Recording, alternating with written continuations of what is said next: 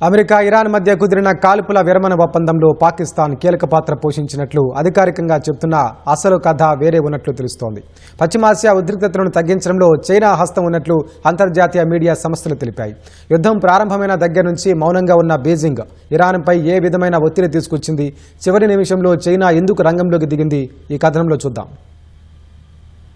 America Iran మధ్య 2 వారాల కాల్పుల విరమణ కుదరడం వెనుక చైనా హస్తం కూడా ఉన్నట్లు తెలుస్తోంది. పాకిస్తాన్ మధ్యవర్తిత్వంతోనే ఈ ఒప్పందం జరిగిందని అమెరికా అధికారికంగా ప్రకటించినా తెర వెనుక బీజింగ్ వ్యూహాత్మక నిర్ణయాలు కూడా ఉన్నాయని అంతర్జాతీయ మీడియా వర్గాలు తెలిపాయి. ఇరాన్ను ఒప్పించి ఉద్రిక్తతలను తగ్గించడానికి చివరి నిమిషంలో చైనా జోక్యం చేసుకుందని పేర్కొన్నాయి. నెల రోజుల పైగా సాగుతున్న ఈ యుద్ధంలో చైనా మౌనంగానే ఉన్నా సరైన సమయం కోసం వేచి చూసింది. ఐక్యరాజ్యసమితిలో అమెరికా ప్రతిపాదించిన తీర్మానాన్ని రష్యాతో కలిసి చైనా అడ్డుకుంది. ఇరాన్ను దెబ్బతీసేలా ఆ తీర్మానం ఉందని తేల్చి చెప్పింది.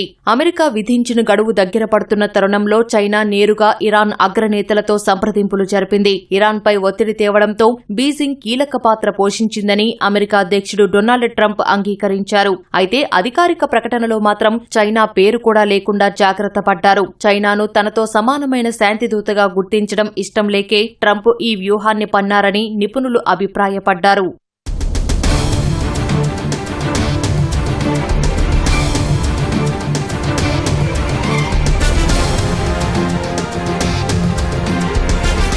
కాల్పుల విరమణ ఒప్పందంపై ఇరాన్ను చైనా ఒత్తిడి చేయడం వెనుక బలమైన కారణాలున్నట్లుగా తెలుస్తోంది. చైనా ప్రపంచంలోనే అతిపెద్ద చమురు దిగుమతిదారు. ప్రపంచ ఇంధన రవాణాకు జీవనాడైన హర్ముజ్ జలసంధి మూతపడితే చైనా ఇంధన భద్రత దెబ్బతింటుంది.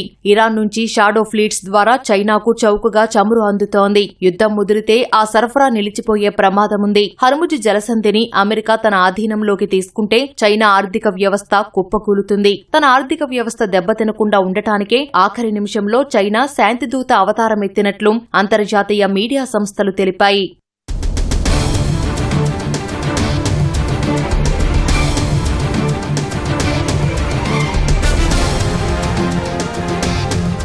మరోవైపు అమెరికా ఇరాన్ మధ్య కాల్పుల విరమణ ఒప్పందంలో పాకిస్తాన్ పాత్రపై అనేక అనుమానాలు వ్యక్తమవుతున్నాయి. ప్రధాని షెహబాజ్ షరీఫ్ సోషల్ మీడియాలో పెట్టిన ఓ పోస్ట్ పెద్ద దుమారమే రేపింది. Draft Pakistan PM message on X అని ఉన్న ఆ పోస్ట్ చూస్తుంటే అది పాకిస్తాన్ రాసింది కాదని, అమెరికా రాసిచ్చిన స్క్రిప్ట్ ను షరీఫ్ కాపీ పేస్ట్ చేశారని ప్రపంచవ్యాప్తంగా విమర్శలు వస్తున్నాయి. అటు ఇరాన్ కూడా పాకిస్తాన్ ను పూర్తిగా నమ్మడానికి సిద్ధంగా లేదు. పాకిస్తాన్ కేవలం అమెరికాకు ఓ కీలుబొమ్మగా పనిచేస్తోందని నిపుణులు అభిప్రాయపడ్డారు. కాల్పుల విరమణకు ఇరాన్ను ఒప్పించింది చైనాయేనని తెలిపారు.